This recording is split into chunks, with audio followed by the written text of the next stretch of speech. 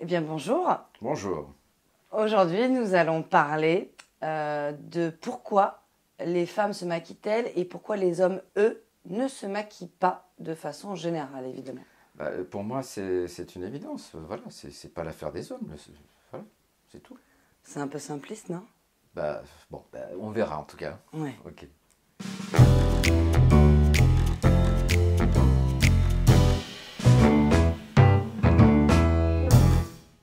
Bon, on se pose la question de pourquoi les hommes ne se maquillent pas alors que les femmes le font.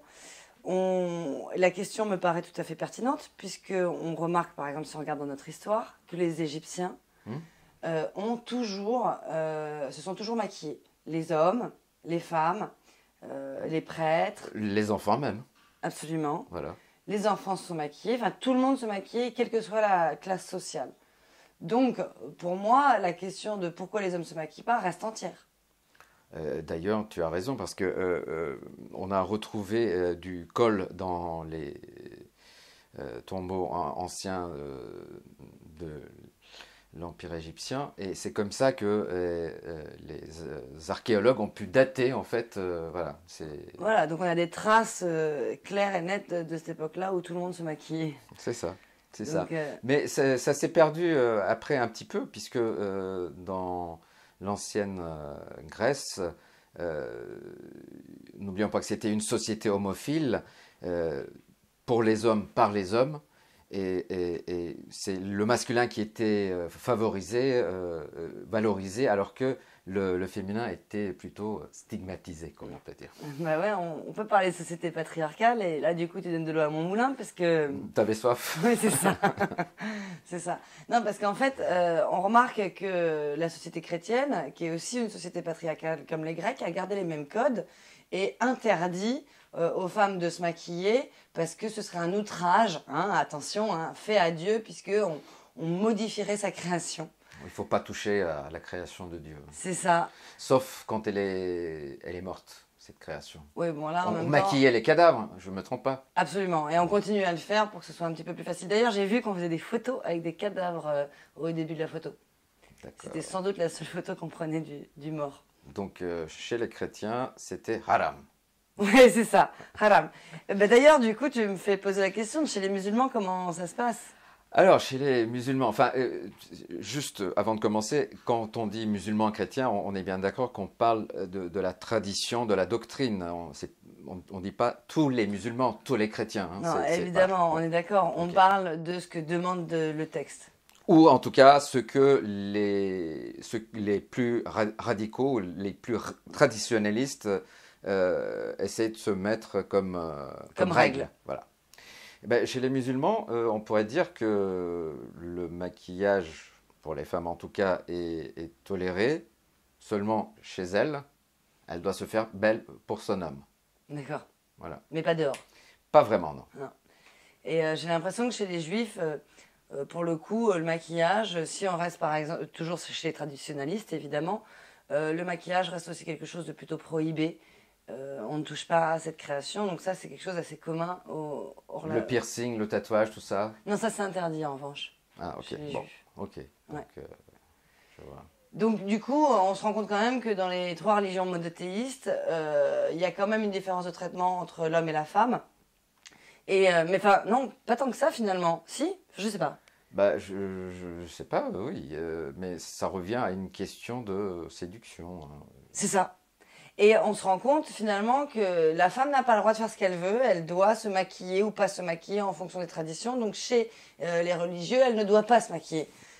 Moi, ça me fait penser un petit peu que notre corps nous appartient pas vraiment, tu vois. Plutôt à nous, oui. Ouais, c'est ça. Plutôt à vous les hommes, c'est vous qui choisissez, qui décidez. Bah, évidemment, les textes sont écrits par des hommes, hein. Bon, mais en tout cas, apparemment, il y aurait une représentation sociale avec des rôles bien définis. Du coup, la femme est là pour séduire l'homme. On Bah, peut dire ça? c'est un petit peu l'impression que ça me donne, mais c'est vrai que moi, je me maquille pas toujours pour séduire, hein. Je me dis pas quand je me maquille, aujourd'hui, je vais me taper un mec. Effectivement, c'est ce que j'entends parfois de la bouche des femmes. Elles disent, je maquille avant tout pour moi-même. C'est un peu ton cas, du coup.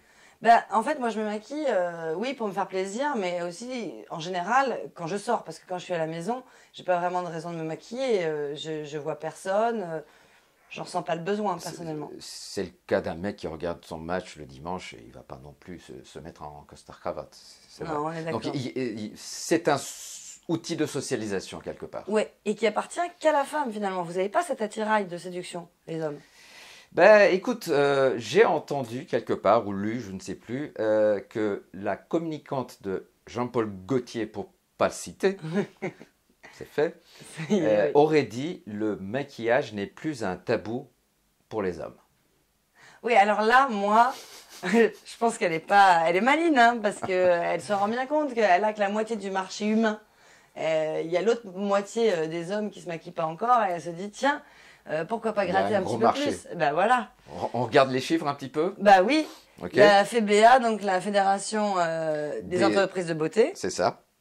nous indique qu'en 2014 en France, on a fait 11,2 milliards Milliards, pas Milliards. millions, milliards. de chiffre d'affaires. Et on voit qu'à l'exportation, on est à 11,8 milliards, dont 5,8 en Europe.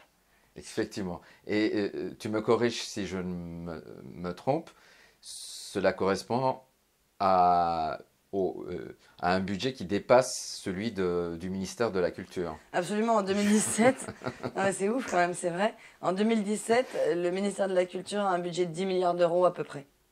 C'est Donc ça. on est au-dessus. Voilà, juste histoire de citer. Voilà, Voilà. faire une comparaison. Et puis on se rend compte aussi que ça reste un marché très lucratif, puisque 87,7% des Françaises disent se maquiller tous les jours, ce qui est énorme. Énorme, énorme, énorme. Et quant à l'emploi, on a un Ouais, chiffre 55 000 emplois directs et 63,5% de femmes. Oh, mais ça va bien pour les femmes, hein. C'est pas mal, mais j'ai pas regardé les postes de direction, donc je m'avancerai Ça pas reste trop. à vérifier du coup. Exactement. Ok. Et ce que j'allais dire, c'est aussi que l'industrie se fout pas mal de choses, hein. Ce qui l'intéresse, c'est quand même de faire de l'argent. Mhm. Je pense... Donc là, les produits, leur dangerosité, voilà, on y arrive. Tu m'as suivi. Je suis sûr que tu vas me parler de perturbateurs endocriniens, tout ça, non? Absolument, Ouais, mais c'est ok. un combat finalement qui est millénaire en quelque sorte, hein. Oui, la céruse, c'est pas, ça date pas d'hier, hein. Exactement. Alors, elle a été interdite en 1913 en France. Ça faisait partie des composants des phares et ça a empoisonné les femmes et les hommes qui l'utilisaient. Hein, puisque je ne vais pas parler de la parenthèse du XVIIe siècle, mais au XVIIe siècle, les hommes aussi se maquillaient. Oui, bien sûr. bien Donc il y a eu sûr. des périodes. Donc c'est vraiment culturel, c'est inscrit dans chacune des sociétés. Et effectivement, la céruse a empoisonné, mais aujourd'hui, on a tous les perturbateurs endocriniens qui empoisonnent également les femmes et les hommes qui utilisent du maquillage, évidemment, puisque ça va complètement dérégler notre système hormonal. Oui, on a trouvé d'ailleurs pas mal de produits dangereux dans les produits de beauté. La presse en fait l'état. Absolument. Et vernis à ongles, maquillage sur la peau, tout ça, c'en est plein. Bon, écoute, qu'est-ce qu'on en tire? Quel est le mot de la fin? Pour Bah, les hommes, en tout cas. Moi, je pense que pour les hommes, le mot de la fin, c'est sentez-vous libre. Hein. Faites ce que vous voulez. Le maquillage, c'est culturel. Donc, à vous de changer la culture si ça vous plaît de vous maquiller. Faites comme vous voulez. Et à bientôt.